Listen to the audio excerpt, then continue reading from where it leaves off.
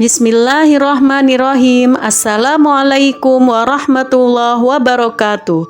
Salam bahagia dan salam guru penggerak.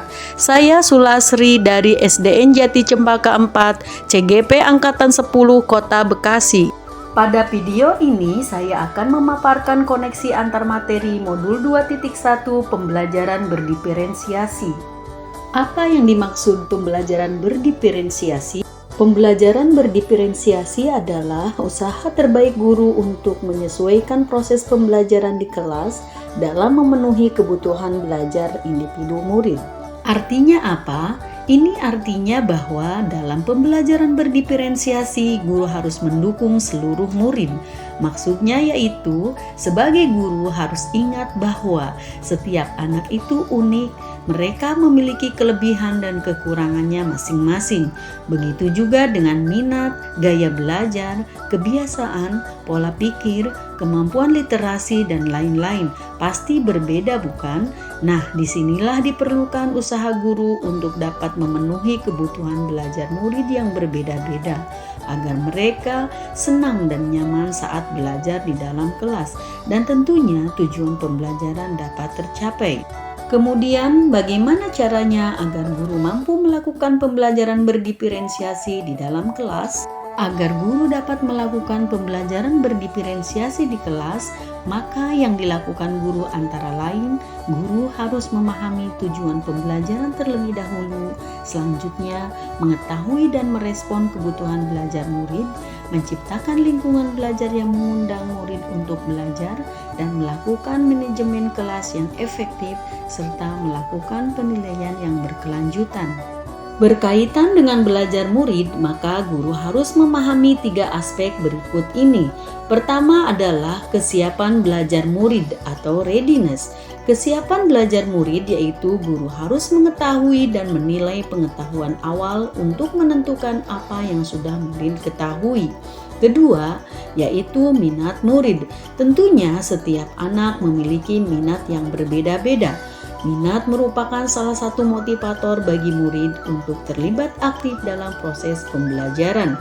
Ketiga, yakni profil belajar murid. Profil belajar murid berkaitan dengan lingkungan, budaya, gaya belajar, dan kecerdasan majemuk yang berbeda-beda antara satu anak dengan yang lainnya. Bagaimana cara mengidentifikasi kebutuhan belajar murid? Kebutuhan belajar murid dapat diidentifikasi dengan cara sebagai berikut: mengamati perilaku murid, mengidentifikasi pengetahuan awal, mereview dan melakukan refleksi terhadap praktik pengajaran, berkomunikasi dengan guru sebelumnya, membaca rapot murid di kelas sebelumnya, atau dengan menggunakan berbagai penilaian formatif dan diagnostik. Apa strategi untuk mendiferensiasi pembelajaran? Strategi untuk mendiferensiasi pembelajaran dapat dilakukan dengan 3 cara, antara lain dengan cara diferensiasi konten, diferensiasi proses, dan diferensiasi produk. Guru dapat memilih salah satu atau kombinasi dari ketiganya. Diferensiasi konten berkaitan dengan apa yang kita ajarkan seperti materi, konsep, atau keterampilan yang perlu dipelajari berdasarkan kurikulum.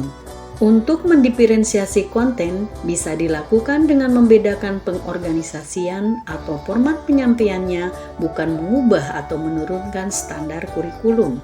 Diferensiasi proses adalah kegiatan yang memungkinkan murid berlatih dan memahami atau memaknai konten dengan cara membedakan proses yang harus dijalani oleh murid. Dan diferensiasi produk berupa bukti yang menunjukkan apa yang murid telah pahami dengan cara membedakan atau memodifikasi produk sebagai hasil belajar murid, hasil latihan, penerapan, dan pengembangan apa yang telah dipelajari. Lalu, adakah keterkaitan antara modul pembelajaran berdiferensiasi dengan modul-modul lainnya? Jawabannya, ya, tentu saja ada. Untuk dapat melakukan pembelajaran berdiferensiasi, maka seorang guru harus berusaha memenuhi kebutuhan belajar murid sesuai dengan kodrat alam dan kodrat zaman berdasarkan filosofi Ki Hajar Dewantara.